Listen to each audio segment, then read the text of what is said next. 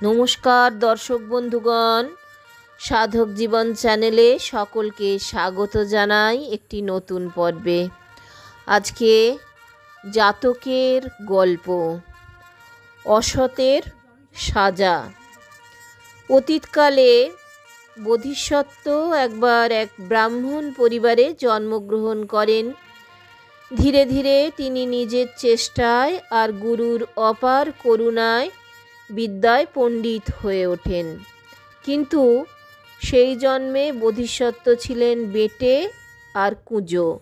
ফলে ধনুর্বিদ্যায় পারদর্শী হয়েও তার মনে শান্তি ছিল না।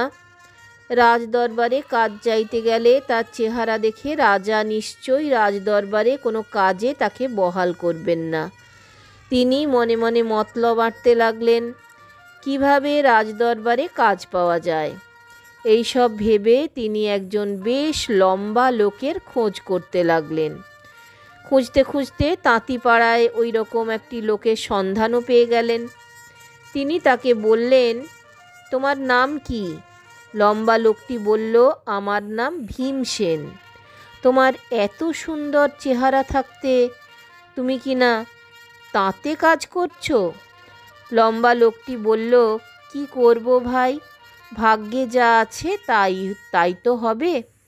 বোধিসত্ত্ব তখন তাকে বললেন, আজ থেকে তোমার ভার নিলাম, শুধু আমি যা বলবো তুমি মন দিয়ে তাই শুনবে, আর যা যা করতে বলবো তাই তাই করবে। ভীমসেনের মুখ হাসিতে ভরে উঠল।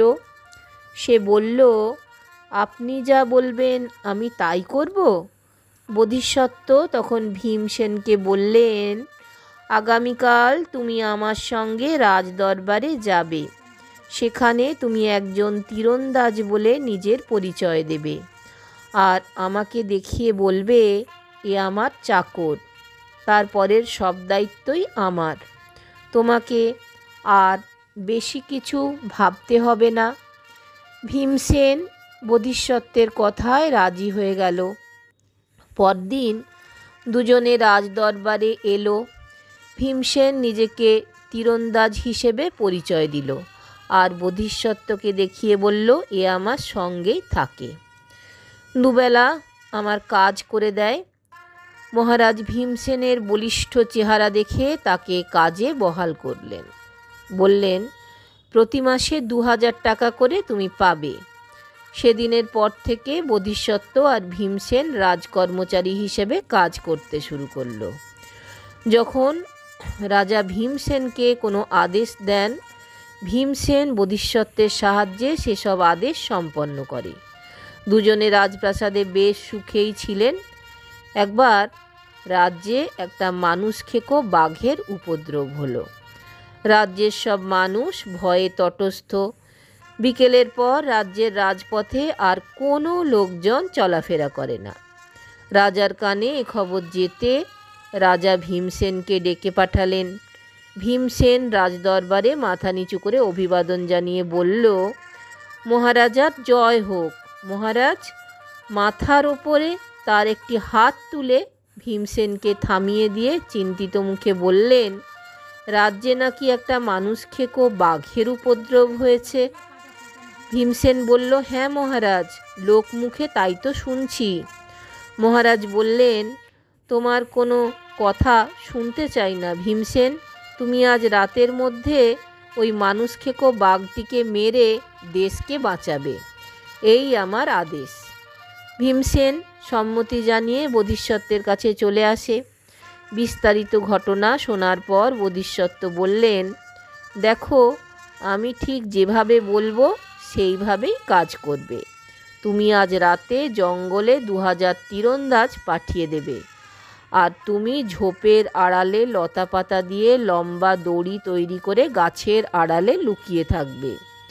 তীরন্দাজরা যখন বাঘের দেখা পেয়ে তাকে পিটিয়ে মেরে ফেলবে, তক্ষুনি তুমি দড়ি দিয়ে বেরিয়ে এসে চিৎকার করে বলবে, কে একে মেরেছে, কেন মেরেছ একে। আমি ভেবেছিলাম একে জ্যান্ত করে দড়ি দিয়ে বেঁধে রাজপথে টেনে নিয়ে যাব, আর কিনা তোমরা একে মেরে ফেললে। কার এত সাহস? তারা তোমাকে বলবে, আমরা বুঝতে পারিনি, আমাদের ভুল হয়ে গেছে, দয়া করে আপনি মহারাজকে একথা জানাবেন না। ফলে বাঘও মারা হলো, অথচ রাজাও জানবেন তুমিই বাঘ মেরেছ। বোধিসত্ত্বের কথা মতো ঘটনাটা ঘটে গেল। ভীমসেন রাজদরবারে মানুষ খেকো মরা বাঘটিকে নিয়ে এলো। মহারাজ খুশি হয়ে তাকে প্রচুর টাকা পুরস্কার দেন। এরপর একটি বুনো মোষকে মারার জন্য মহারাজ ভীমসেনকে আদেশ দেন। সে যাত্রায়ও বোধিসত্ত্বের বুদ্ধির জোরে ভীমসেন উতরে যায়। কিন্তু অর্থ, প্রতিপত্তি ও সম্মান কখনো কখনো মানুষকে অহংকারী করে তোলে। সে তখন তার উপকারী বন্ধুকেও আঘাত করতে দ্বিধাবোধ করে না। ভীমসেনেরও এই অবস্থা হয়েছিল। সে বোধিসত্ত্বকে অবহেলা করতে শুরু করল এবং যে বোধিসত্ত্বর জন্যই সে আজ রাজার প্রিয়পাত্র হয়েছে তার জন্য কৃতজ্ঞতা তো দূরের কথা, তাকে সবসময় তিরস্কার করতে লাগলো। বেশ কিছুদিন পরের ঘটনা। পার্শ্ববর্তী এক শত্রু রাজা বারাণসী আক্রমণ করেন। মহারাজ ভীমসেনকে আদেশ দেন শত্রু রাজাকে পরাজিত করে বন্দি করে নিয়ে আসতে। ভীমসেন কিন্তু এবার আর বোধিসত্ত্বের পরামর্শ নিল না। সে মনে মনে ভাবল নিজেই সে এবার শত্রু রাজাকে বন্দি করে নিয়ে আসবে। কিন্তু বোধিসত্ত্ব ব্যাপারটা জানতে পেরে গেলেন। মনে মনে ভাবলেন ভীমসেন একা গেলে অবধারিত মারা পড়বে এবং শত্রু রাজা বারাণসী দখল করে নেবে। ভীমসেন যখন যুদ্ধযাত্রা করল, বোধিসত্ত্ব ভীমসেনের রথে পেছনে উঠে পড়লেন। যুদ্ধক্ষেত্রে এসে ভীমসেনের মাথা ঘুরে গেল, তার বীরত্ব কর্পূরের মতো উবে গেল। তখন বোধিসত্ত্ব ভীমসেনকে হাতির পিঠ থেকে নামিয়ে রাজদরবারে ফিরে যেতে উপদেশ দিলেন এবং নিজে হাতির পিঠে চড়ে 3 দিন 3 রাত্রি যুদ্ধ করে শত্রু রাজাকে বন্দি করে রাজদরবারে নিয়ে এলেন। মহারাজ এবার জানতে পারলেন আসল বীর কে। মহারাজ তখন বোধিসত্ত্বকে শ্রেষ্ঠ বীর এবং বুদ্ধিমান ব্যক্তি হিসাবে পুরস্কৃত করলেন। ভীমসেনকে শাস্তি হিসেবে দেশ থেকে তাড়িয়ে দিলেন। দর্শক বন্ধুগণ, যদি ভালো লাগে তাহলে অবশ্যই চ্যানেলটা একটা লাইক, শেয়ার, সাবস্ক্রাইব করে সঙ্গে থাকবেন। আবার শীঘ্রই ফিরে আসছি পরবর্তী পর্বে। সকলকে অজস্র ধন্যবাদ চ্যানেলে এসে আপনাদের সময় দেবার জন্য।